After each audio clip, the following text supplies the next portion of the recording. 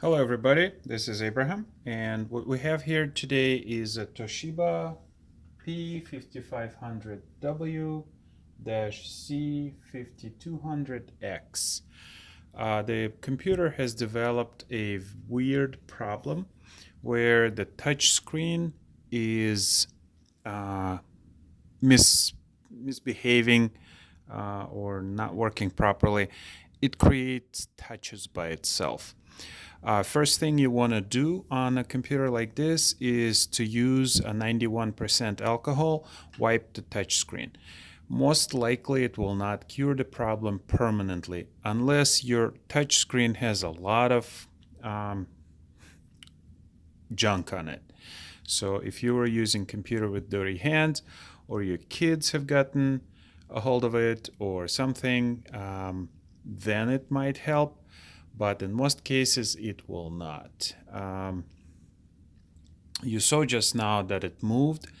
Basically, it creates touches by itself, which means a faulty touchscreen layer. Okay, the LCD part of this computer has two layers: the touchscreen and the LCD layer. LCD works fine. Touchscreen works fine sometimes. Well, see, it doesn't work now because it's short-circuited somewhere. It works when it wants to work. There are two ways to fix it. One way is the expensive way by going ahead and replacing the top section of the screen. In some cases, the LCD layer is actually glued to the touchscreen layer, in which case you have to replace both of them. That's going to be hundreds of dollars. Most people do not use computers, touchscreens. And easiest way and most cost-effective way would be to just disable the touchscreen. You can disable it in the device manager, but that disablement is not permanent. And anybody who's going to look at the if computer is misbehaving is going to go to the device manager and see that the touchscreen is disabled for some reason, re-enable it. And then they'll see that the touchscreen is working because this one does not develop the problem all the time. And they'll leave it like that and your problems will come back. So that would be soft disabling of the touchscreen. A hard disabling would be to actually disconnect the touchscreen from the motherboard and not have to worry about that problem coming back. What I have seen on some computers, the manufacturers are using the same cable that connects the LCD video and it carries also touchscreen. In that case, you have to take apart the LCD and actually disconnect the touchscreen from the touchscreen driver or pull the connector. So that's messy. I hope this computer is not that way. I did research and I know this one uses separate cables for touchscreen and LCD video. So what we need to do is, number one, disassemble the computer. For that, I had pre-disassembled it. We just use a Phillips screwdriver, pull out all the screws. Okay, I got the screws here. These are the screws. We got 1, 2, 3, 4, 5, 6, 7, 8, 9 screws. Whatever, doesn't matter. They're all visible. There are no screws under rubber pieces. Nothing hidden about this computer. There's only one trick to taking it apart. When you remove the screws, there's really not much to grab onto to separate the top and bottom sections.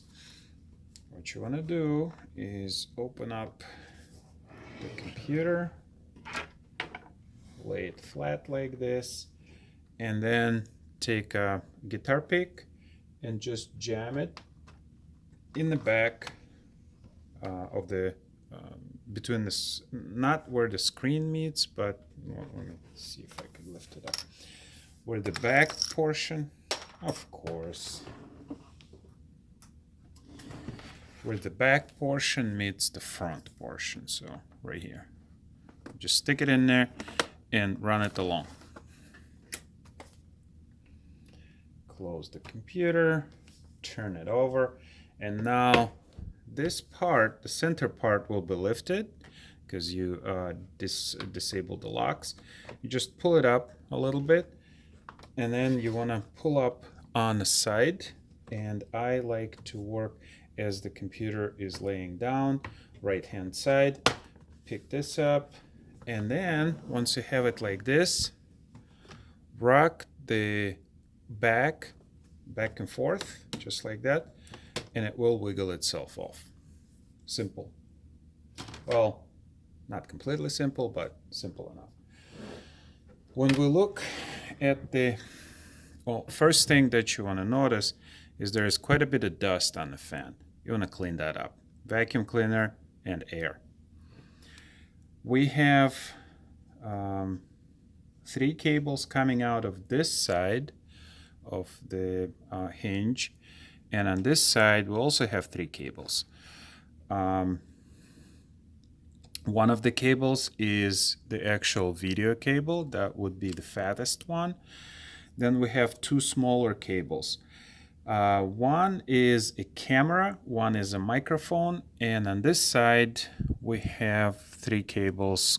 2 are the Wi-Fi antennas, primary and secondary, and the 3rd cable is something else.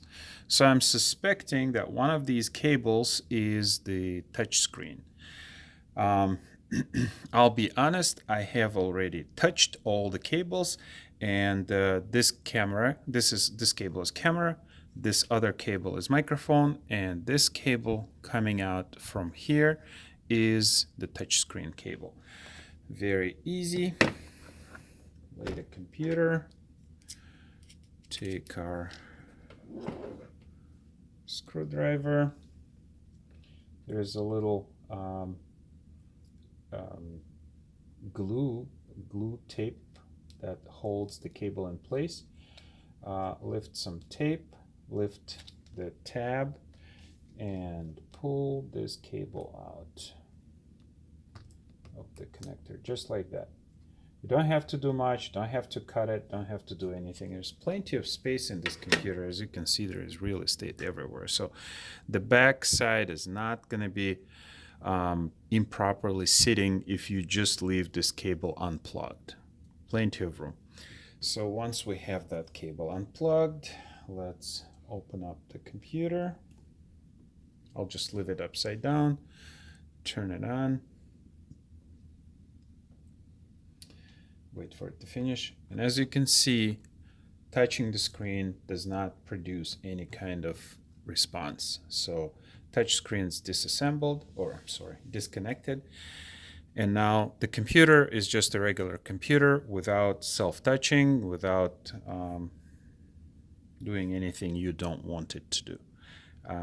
This is basically a fix for it. Now I'm gonna clean it up, reassemble, and I'm gonna do some work on the inside. But for as far as the mechanical problem of computer creating self-touches, it's fixed.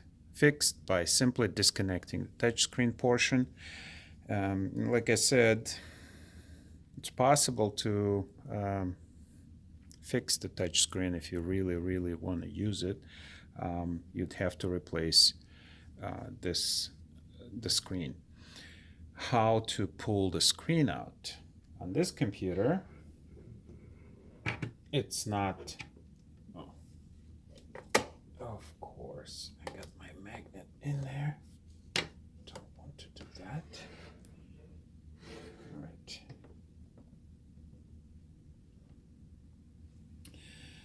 All right. On this computer, to remove the touch screen, what you want to do is take a guitar pick and jam it between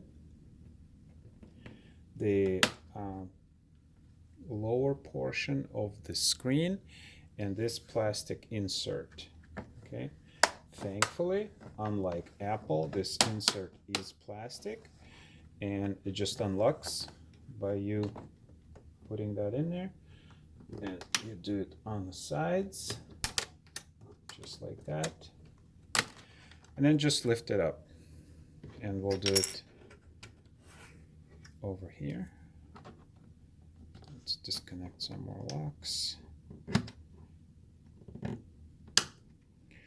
There we go. So this section or this piece, it has been removed. There is 1, 2, 3 screws.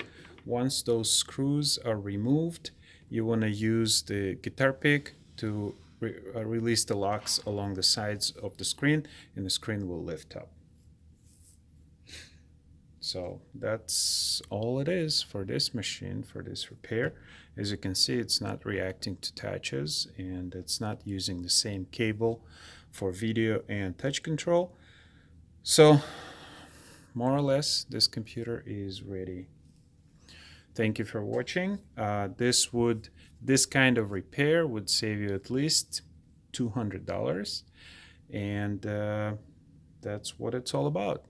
If you like saving money, give me likes, subscribe, enjoy your day, and as always, save money.